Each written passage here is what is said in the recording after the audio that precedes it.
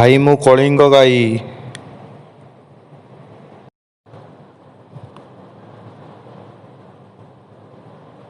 ଜୟ କଳା। କେମିତି ଅଛ ସମସ୍ତେ? ହଁ, ମୋ ସାଇଟ୍ରେ ଯେ ଠିଆ ହେଇଛି ଏବେ କହିଲା କଳିଙ୍ଗ ଗାଈ, ନିଜକୁ ନିଜେ ସେ ଭାବୁଛି ବହୁତ ବଡ଼ ହିରୋ। କଥାରେ କିଛି ନାହିଁ, ଖାଲି ଦେଖେଇ ହେଉଛି ମୁଁ କଳିଙ୍ଗ ଗାଈ। ଦେଖୁନ କେମିତି ବେହିଆ ଭଳି ତାଳି ମାରିଛୁ। କଳିଙ୍ଗ ଗାଈ। ଆମେ ସମସ୍ତେ ମିଶିକି ତାକୁ କିଛି କିଛି ଦୁବ ଦବା, ଡାଳପତ୍ର ଦବା, ଯେମିତି ସେ କିଛି ଦିନ ଖାଇକି ବଞ୍ଚିବ। ଆମ ସମସ୍ତଙ୍କର କର୍ତ୍ତବ୍ୟ ଏଟା।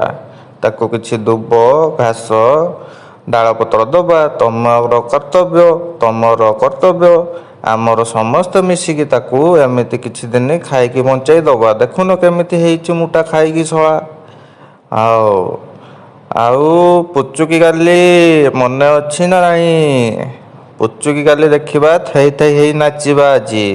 ନାଚ କଥା ପରେ ଛାଡ଼, ଏ ଅରିନ୍ଦମଟାକୁ ଆଜି ଖାଇତେ ଦେଲେନି ଯେ କାନ୍ଦି କାନ୍ଦି ଆଜି ଏଠି ଭସେଇ ଦେଲାଣି ପୁରା। ଏତେ କାନ୍ଦ କେଉଠୁ ଆସିଲା ତାର ମୁଁ ଜାଣିପାରୁନି କିଛି। ଏ ଶଳା ନାଳୁଆ ବୁଢ଼ା ମୋ ସାଇଟ୍ର ଯେ ଚଷମା ପିନ୍ଧିକି ଠିଆ ହେଇଛି, ଆଉ ଟିକେ ଆଗରୁ ଦେଖିଛି ମଟନ ଦେଖିକି ନାଳ ଗଡ଼ଉଥିଲା, ହେଲେ ସେ ଅରିନ୍ଦମଟାକୁ ଖାଇତେ ଦେଲେନି, କାନ୍ଦିକି ଏଠି ସେ ଗଡ଼େଇ ସାରିଲାଣି। ମୋ ସାର୍ଟ ଫାଟ ସବୁ ଭିଜେଇ ସାରିଲାଣି ପୁରା। ନା କ'ଣ କହୁଛ? ଆଜି ଏପଟ ସେପଟ ସବୁ କରିଦେବା ତ?